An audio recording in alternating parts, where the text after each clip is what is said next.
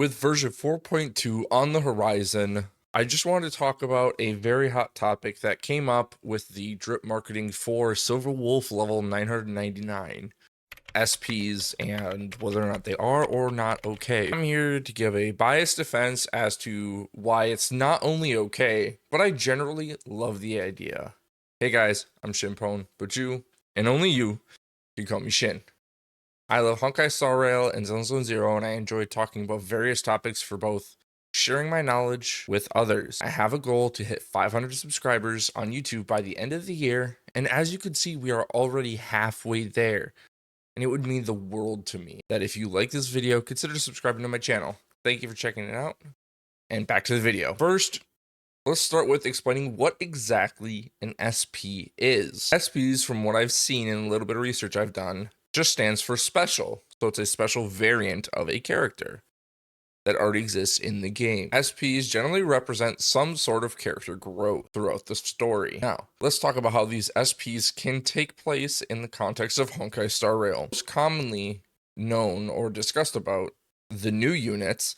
These are the same unit, but a different form and is a completely separate character. Kind of similar to Dan Heng Imbiber Lune, Fugue, and Silver Wolf level 999.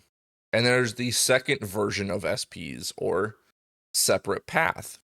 This one is primarily the Trailblazer, but also has one other character, which I'll refer to that Hunt form as Hunt 7th going forward. I wanted to know what my community had to say on this matter, so I asked in my Discord, which you should totally join, by the way, link in the description, and here's what some of them had to say. It depends on the type of gacha it is. Nikkei, for example, I think it's neat to make a new alt of existing characters to cure some power creep on popular but older characters, but I prefer buffs for games like Reverse 1999. I would really rather just never get a new alt and would prefer to just get new characters and then give skins to older characters. Variants are neat. I never really had a problem with them, and it always feels good when your favorite is one of the lucky ones to get one.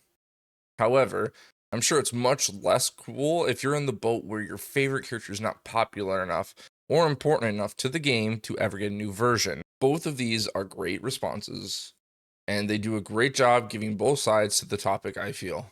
I think both sides are valid, and I will talk about my opinion shortly. The problem seems to stem from the eternal debate between spenders and non-spenders, but I don't think that's the full picture. I think wanting the characters you have that you love to get buffed is perfectly reasonable, especially in a game where they do buff characters like Honkai Star Rail. I think there's also the way they use SPs as well that's important, that being the Separate Path variants. While they don't take up a new character slot, they are generally considered a new character by the community. The best example of these would be the Trailblazer and Hunt 7th. With this format, it allows you to obtain a new form, offering a new playstyle, without needing to spend anything other than your time to get Eidolons for said character. The only issue, if you want to call it that, is because they are the same unit, you can't use them separately, having to choose between which one to use and which team would need them more. I'd love to see this change in the future, but that's a totally different topic for a completely different video. Even bigger, but where I come in as a person who does spend, but only on favorites, I enjoy seeing all of the variants of the characters themselves that I can collect. I'd love to see the older ones get love from the devs and buffed, of course. I also get that these are gacha games and they're trying to get you to spend more money, which does feel bad. And now the moment you've been waiting for, my opinion. I want balance between both sides. I want my favorites to not fall so far behind that they are unplayable, and maybe get a newer version to freshen things up with a new playstyle every now and then. I understand that power creep is unavoidable in gacha games, and I'm not against the idea of vertically investing in favorite characters. I've done that, but I don't think it should be that an E6 character should barely scrap by in endgame content. All of this to say, Hoyo, pretty please buff Acheron. I'd like to think mine is built pretty damn good. She's E6 S1, but it just feels like her damage has fallen off a lot the last few versions. And this is with an E1 S1 Jiaocho, E0 S1 Dan PT, and an E0 S1 Sunday or Sparkle, depending on the teams that I'm also using on the other side of content.